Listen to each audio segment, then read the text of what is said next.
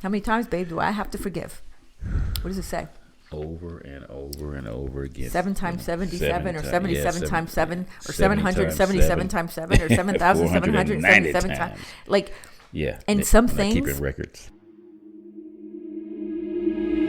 Welcome, family, to the Bacon Bits Podcast, where we desire for you to take the bits of information and immediately apply them to your life for success. The ground rules for our podcast is that it will always be encouraging, uplifting, and informative. The areas of life that we will be talking about on the Bacon Bits Podcast is dealing with having a balanced life.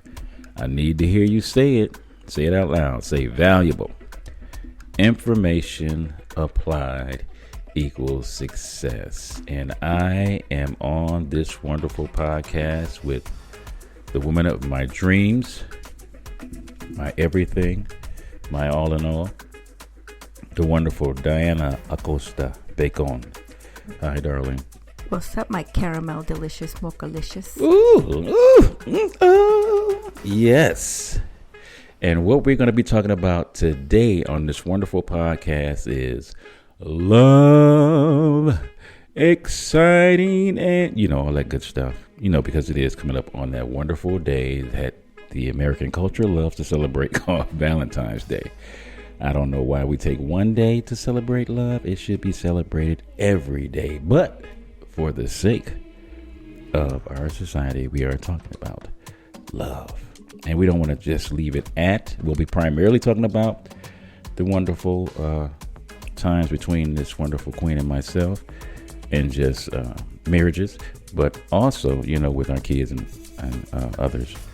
So I want to come from the angle of the biblical love. So 1 Corinthians chapter 13, verses 4 through 8. I'm going to read the whole thing in its entirety, and then I'm going to come back and we're going to break it on down. So, love is patient and kind. Love is not jealous or boastful or proud or rude. It does not demand its own way. It is not irritable, and it keeps no record of wrongs. It does not rejoice about injustice, but rejoices whenever the truth wins out. Love never gives up, never loses faith, is always hopeful, and endures through every circumstance. Love never fails. Woo, that's a lot of meat in a section talking about love. We're talking about what love is and what love isn't. Oh, so you just can't do anything and everything when you're talking about love? Love has boundaries? What? Are you serious? So let's start with love is patient and kind. How can we experience love's patience and kindness, my love? So this is a question we ask ourselves. I don't know about you asking me and me asking you, but how can we experience love's patience and kindness? As I repeat you. So we have, of course, we can speak from what we know. We talk from what we know, we've experienced. And I know that when people get married, they say in sickness or in health, in rich or poor, till death do us part, right? And that is a marriage. That's a commitment that we intentionally make. Love is a commitment. Love is a choice. Love is not just a fuzzy feeling of chicken skin. So, for instance, perhaps you've experienced a loss of employment. I know during these times are hard, and a lot of people have lost jobs or been on furlough or trying to figure out how to make it. Prices are going up. Are we being patient and kind with each other, or is the stress of the environment affecting our marriage? And we have to be so intentional about it not affecting our marriage. I know that when I went through the 2 brain tumors, and I'm just celebrated my 5-year anniversary, but there's still a lot of things that you have to deal with. There's a lot of ways that you have to support me or care for me that were not part of your dream of the future. But definitely wasn't my part, my dream of our future. Sometimes people experience accidents. There's even a basic car accident. I had a friend who broke her ankle, for instance, So guess what? Now what happens? How is that person? Is her spouse or her partner going to be patient and kind enough to you're going to have to arrange, the whole schedule has to change. Now we have to figure out a way to help her into the bathroom. I mean, she can't even get into the shower by herself. She can't drive because it's her right foot. Right. So are you going to take her to work, having to pick her up from work, having to plan, and everything changes, and you start to recognize that, wow, you were doing a lot of stuff. And we don't recognize until we enter that person's life and their routine, how much they actually take on. Yeah. And how much we can assist or how much we can't. One of the two. But those are just some really simple ways of kind of reflecting back. So if one of us is sick, if one of us had an accident, if one of us lost our job, how can we be patient and how can we be kind to support the other? Man, and you sparked the idea of, are we patient with ourselves when we're sick? Do we cut ourselves some slack on, you know what, it takes time to recover from some sicknesses, you know? It doesn't just happen overnight, you know?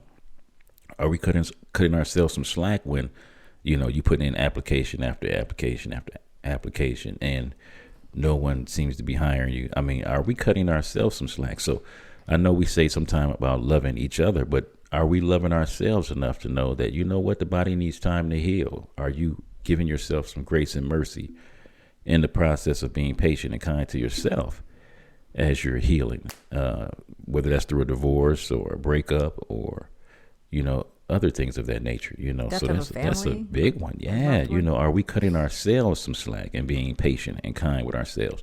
You know, when you're grieving the loss of a loved one, you know, I mean, we can't be having this mentality of the person that we love died on a Monday, we have the funeral on Friday, and then we back at work on Monday. I mean, we got to cut ourselves some slack and allow ourselves time to grieve, time to patience with ourselves and be kind on ourselves to, you know, I'm supposed to toughen up, you know, suck this up and get back to doing. Man, sometimes it's not like that, you know, especially the closer you were with that significant other, you know, spouse, family member, whatever it is, best friend. You know, that's going to take some time, you know, so we need to be kind and patient with ourselves as we're going through some of the things that we go through. And I think with times nowadays, it's really hard and people don't have a time off like they used to have.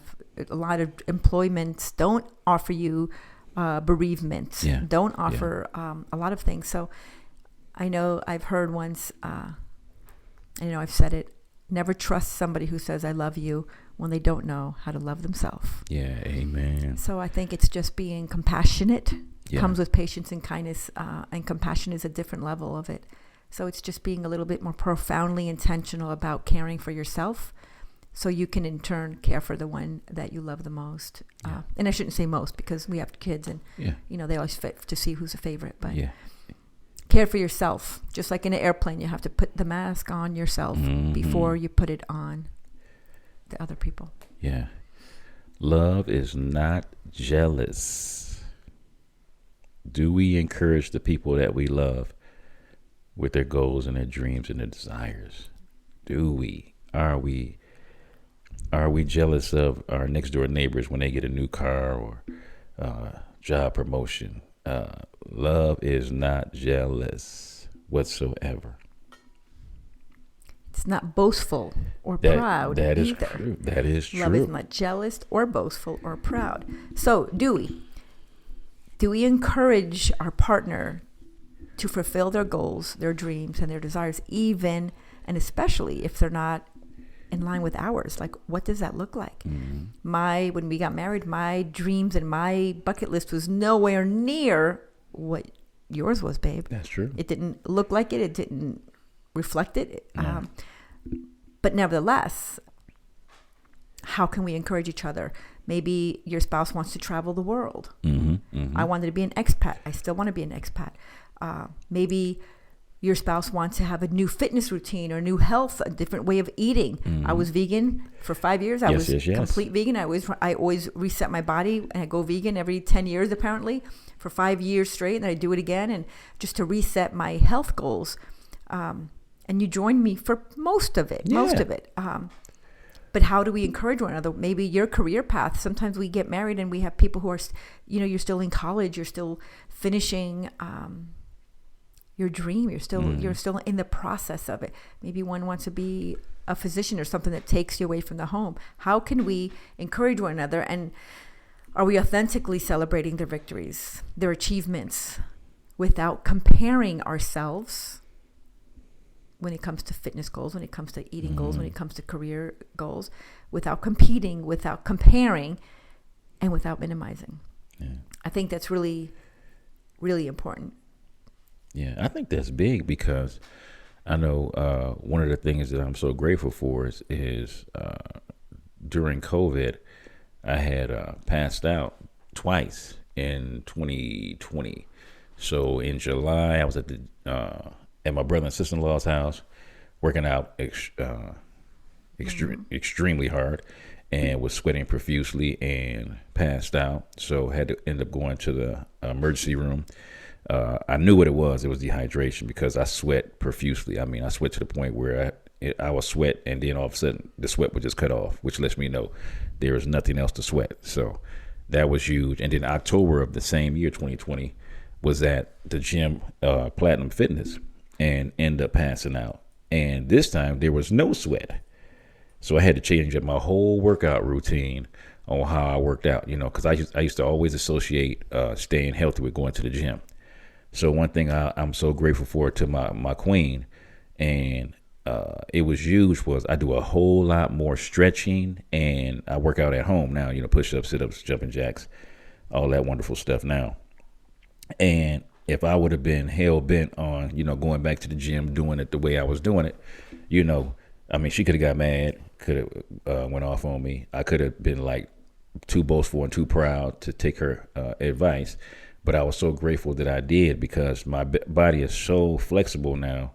And it's all because my wife gave me a new way to work out. And she could have been, jealous to a degree, because my baby is not able to do the things she used to do. But she wasn't afraid to pass on, what she knows that could help me be better, which in turn helps us be better.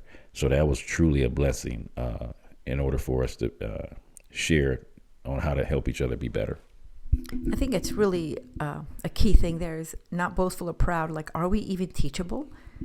Like, there's sometimes you can't say nothing to some people because they're just not teachable. They're not open to even receive it, whether they haven't been told it nicely or kindly, or they're just not teachable. They think that they know best. Mm-hmm. This is what's working. This is what it's always worked. And this is what I'm going to keep doing. Yeah. And that's not always the best for us for the future. Yeah. Yeah. Yeah, and I'm thankful that, neither one of us minimize each other's goals and dreams. I think that's really big, because I know my baby just started working last year, and that was a blessing to our household in so many ways. So I was so super grateful for that. And she didn't, neither one of us minimize what we do, because God gave us a gift to do what it is that we do. And so we're always encouraging, lifting each other up, and want the best for each other. So that was super awesome for my baby to do her thing last year and still doing it. So super grateful, and that she is such a blessing to the people that she ministered to at her job. Thanks, babe. Yeah. I love my peeps. Yeah, they are so awesome. Love is not rude. It does not demand its own way. Ooh, love is not rude. Can we be rude? You better believe it. And demand our own ways. We can't see enough of that on social media now. It's all about us. I understand the self-care and making sure, you're not taken advantage of, but making sure that it's a win-win for everybody when we live life at its best. It is a win-win. Sometimes there'll be if you're playing sports, it's going to be a winner and a loser. But there's most of the times in our own lives, we can have situations where there's a win-win for everybody. Yeah. So are we yielding to one another? Are we yielding? Are we willing to compromise for the good of all? Yeah. Right. I know early on in our marriage, we decided, we don't have a lot of fights. And I know that our kids, our older kids, have heard us argue, and they're like, are you serious? Is this your fight? Like, because some things we just decided very early on in our marriage, before we actually got married so early on, that some things, they're not worth arguing about. Yeah, like, amen. It's not important to me where we eat. It's not an argument. I know a lot of people are like, well, make your decision. And I learned early on, for me, I want like 5 options. And I learned early on, I can't tell you 5 options. I'm like, what do you want? Italian? You want Indian? You want Greek? You want, you want a burger? What do you want? And it's too many options for you. I have to narrow it down for you, one or the other. That's it. And for me, I want 5 options because I want, honestly, a little bit of all of it. Right, That's the truth. So we have to compromise, but it's not serious enough for us to argue about. Yeah. Like, you want a burger? I don't. But hey, let's go get a burger this time. And the next time, I'm going to go get some Indian food because that's what I want. And guess what? We're both going to eat still. That's and we're both going to be perfectly happy in the end. So many things are just not worth arguing about and feeling resentful towards the other person because they're unwilling to compromise. You do you this time. We'll do your choice. And next time we'll do my choice, or vice versa.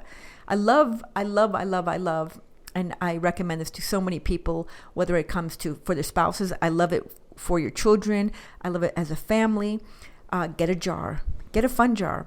Everybody gets to do five things. Write down 5 on 5 little pieces of paper, something you want to do, whether that's go to the library and just look at books together, whether that's going to the zoo and walking around. Maybe that's going to the fair.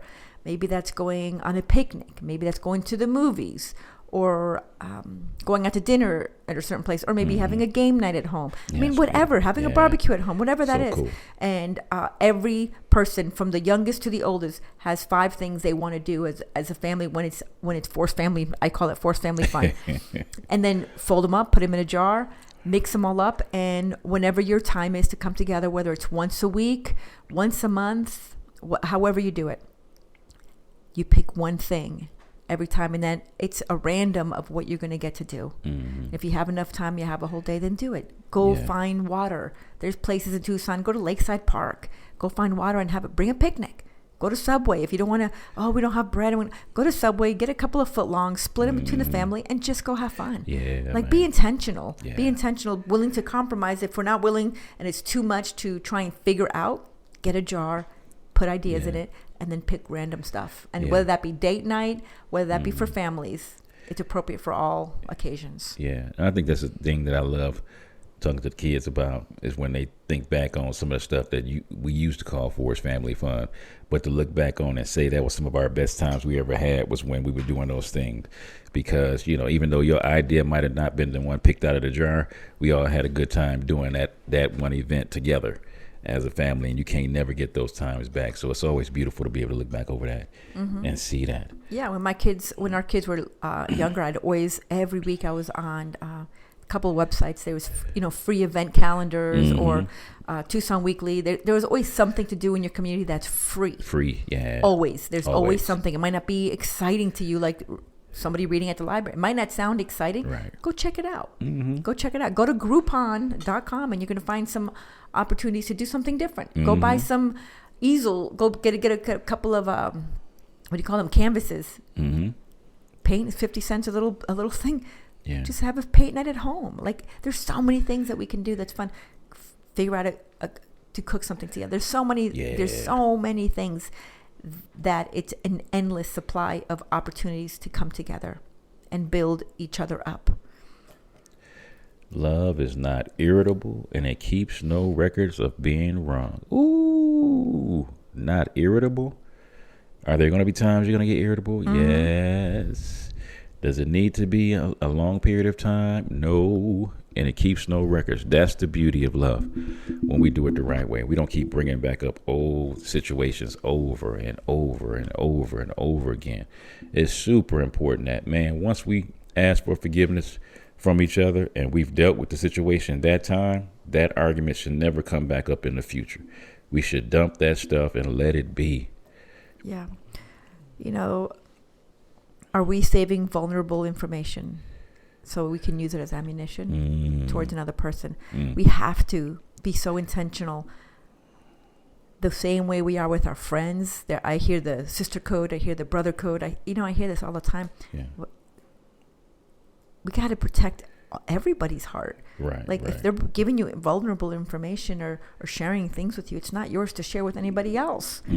In lieu of, especially this comes up a lot in like a prayer circle. Oh, pray for so-and-so, because no, that's gossip. Right. It wasn't your place. You can simply say, pray for my friend. God knows who that person is. You don't have to go into any details, right? And I know that we've all encountered a lot of relationships where one has been wronged and the other one is just having a really hard time dealing with it. And our mind will continue to ruminate and bring up things that our heart has not healed from. So if that's an issue and you feel still resentful and you're still looking and searching for things, and you're one of those really great stalkers, you know how to go, people's passwords. And if you're spending all that time doing stuff, you need to get together with your spouse and have an honest communication and say, either we need to go see a therapist, but this is how I'm feeling. And the other person needs to be willing to listen without being angry that they're still struggling with it. Right. Because the reality is we all bring the pollution in our hearts of past relationships. And that relationship could be from our family. It could be from our partners. It could be from our friends. But we can't put the same horse in the corral with every other horse. We need to be willing to open up and listen to each other, to be vulnerable. We talked about this in the Healthy Relationship podcast when we talked about safety and security. I need to be able to feel safe enough and secure enough in our relationship that I can bring you anything I'm thinking or feeling without you attacking me or belittling me or minimizing me or comparing it. Well, you did this. We don't. That's not healthy. It's not helpful. It's not healthy, and it's unnecessary. We need to get to a place where we're healthy, and that means we should be able to talk to each other. And that might mean, hey, I really want to talk with you. Can we just sit down and I just want to share my heart with you?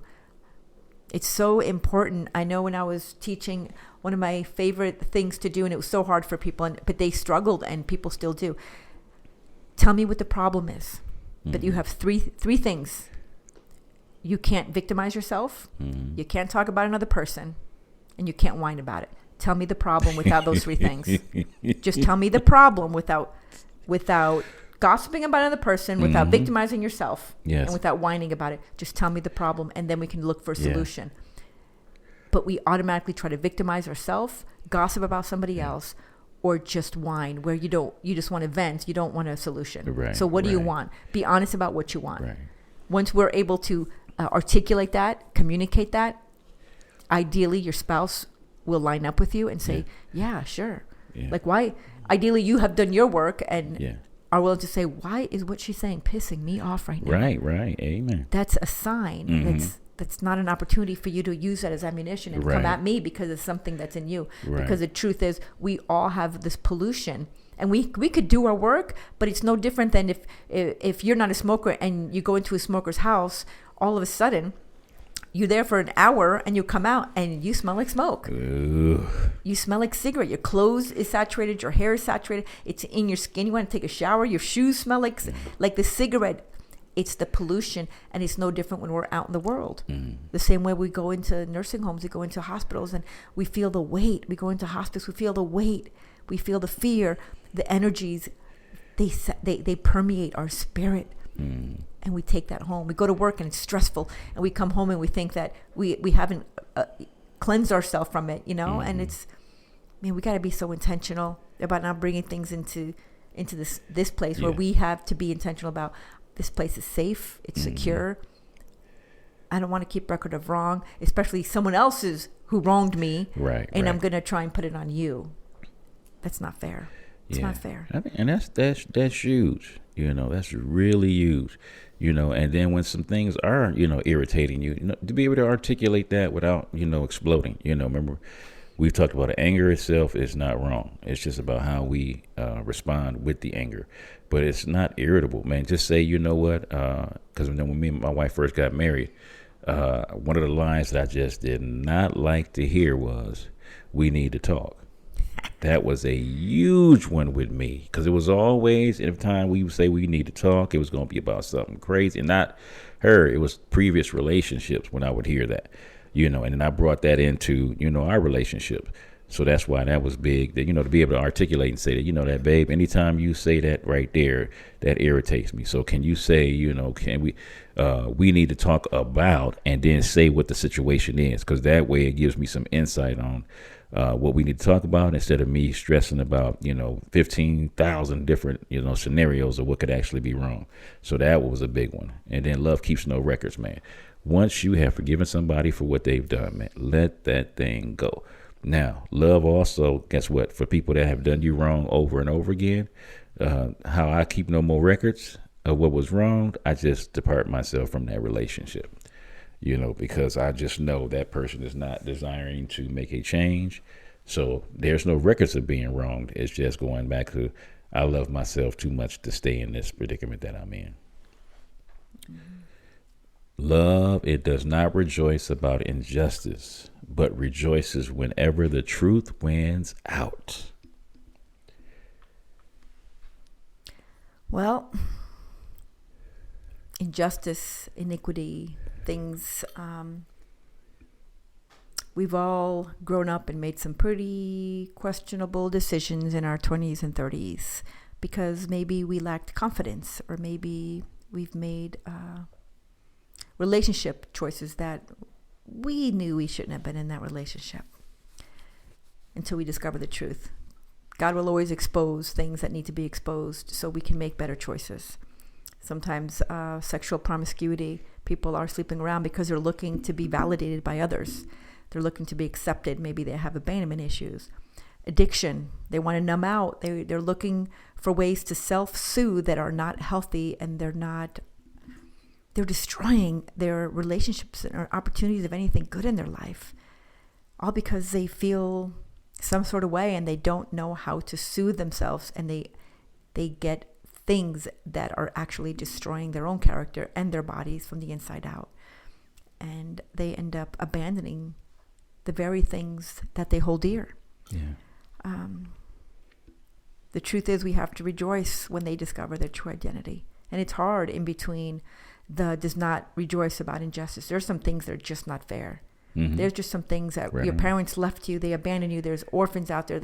There's children who are just abandoned, and they're not orphans. Their parents are living their life. Maybe they're addicted. Maybe they're in prison. Maybe you've been treated maybe you in a way that you shouldn't have as a child. Maybe you've dealt with some sort of abuse. There's a space that the truth will come out, the truth of who you really are. And when we discover our true identity as a beloved child of God, that you have value and we have dignity and we have a purpose, it changes. And that's when we discover that we make different choices. We no longer are sexually promiscuous. We don't feel the need to sleep around to try and validate the fact that we are wanted by somebody, anybody. We no longer desire addictions because we realize that it's breaking our relationships and destroying our very character and any integrity we're trying to develop. And we no longer abandon our relationships because we understand that God loves us. Yeah. Just like the prodigal son who took off. His dad didn't go after him. But when he went back home, Open arms. Yes, he ran to him. Now his brother didn't like it. The ones who stayed there might not like it. But you continue to go on. You continue to go on. The truth, when the truth comes out, it'll win. The truth always wins. The truth that you're at least making an attempt to change. Yeah, that's a huge one, because that's the thing. One of the number one things I think that's hurting our culture right now is not knowing their true identity. Because if you know, not just be able to articulate it, not just be able to regurgitate it, not to memorize it, but when you understand that you're made in the image and likeness of God, a lot of stuff we wouldn't fall for. When he says you're fearfully and wonderfully made, oh my God, we wouldn't allow ourselves to go through 90% of the stuff that we go through if we truly understood who we are as a child of God, and just understand that, man, God made something when he made you, took the mold, shattered it, and there'll never be another one of you. And when we understand that truth that comes out, man, oh my God, it is so beautiful. Verse 7, love never gives up, never loses faith, is always hopeful, and endures through every circumstance. Yeah. That's a tough one, guys. Yeah, never gives up. Never. Because I always think about Parents with their kids. You're talking about loved ones of someone who has an addiction, the promiscuity, the abandonment, the homelessness, the mental health. Man, that is so huge, because I think about it, with the vow that I made with my queen, it said in sickness and in health, for rich or for poor, through the good times and bad, till death. Death. What is death? They ain't breathing no more. It's over. They brain dead, but they still breathing. When there is no more breath, that's when love never gives up until they take that last breath. And that's the same thing with God. As long as somebody is still living, there's always a shot for them to be able to return home and give their lives to God. And man, just understand who you are with him. He never gives up on you. The same way we are never to give up, man. I mean, guess what? I might not be running after you over and over and over again, but guess what? I'm still here with open arms, ready to receive you, because I will not give up on you. You got my DNA. We gonna be in this thing for life. It's a given. But we never lose faith, man. It's always believing that, man. There's an inkling of hope. And I've heard too many aha stories where, people have given up there on their last leg, and they just felt like it was over. And God always came through, always. And they was able to see that, turn their lives around, and then get back on track of where they're supposed to be at. Love never gives up. I don't care how many people. I'm in addiction. There's going to be quite a few families, man, that are just to the point of, we've done this intervention. If you don't get it together this time, we ain't going. But guess what? Deep down, they just having that intervention because they love you and they don't want to give up on you. And they just hoping this will be that moment that you had your aha moment. Yeah. And what might that look like? This is what laboring in prayer looks like. It looks like not giving up through our laboring in prayer. It never loses faith. It looks like maybe making opportunities for them and giving them information for those who are in active addiction or homeless or in mental health. Maybe offering opportunities of information. Maybe you can't be the person to bring them into it, but maybe you can give them information of where they can have a safe home, a counselor. They can find some assistance in a recovery area. Whatever that is, it's always hopeful that they would choose to make the decisions that help them get to the place where they can live their true purpose, and really identify the fact that they do have value and they do have purpose and that they are loved. And sometimes that means that we have to step away from the relationship, but we continue to hope and believe. I know once we lose hope, that's where the problems arise. We never want to lose hope on anybody. Love never fails. It never fails. It only fails when we neglect to do something, when we desert or abandon the very thing that we say we love. It's one thing to say we love people. It's another thing if those people feel loved by us. So love never fails. What might that look like? Yeah, so ways that love never fails. I always think about, I'm just using one scenario. It's just, I am so grateful and honored and have the privilege of working at a drug and alcohol rehab facility. And, we see people multiple times that come back, go through the detox, go on, then they come back, go to the detox, go through residential, go on, go through the detox, residential, and the IOP program, come back.